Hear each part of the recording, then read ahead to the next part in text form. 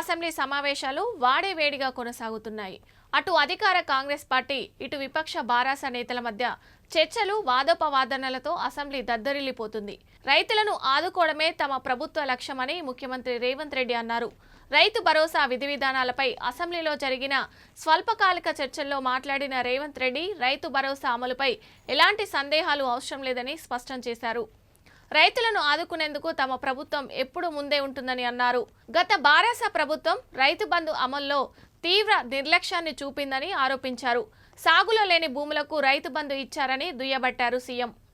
అనంతరం ఆదాని వ్యవహారం పట్ల తమ వైఖరి గురించి వివరిస్తూ స్కిల్ యూనివర్సిటీ కోసం ఆదాని ఇచ్చిన 100 కోట్ల విరాళాన్ని ప్రతిపక్షం చేసిన నానాయాగి వల్ల తిరిగి ఇచ్చేశామని చెప్పారు. 9.5 ఏళ్ల బారాస పాలనలో 7 లక్షల కోట్లు అప్పు చేశారని, 10 ఏళ్లు కష్టపడి కేసీఆర్ కట్టింది కాళేశ్వరం కాదని, అది కూలేశ్వరం అని అన్నారు రేవంత్ రెడ్డి.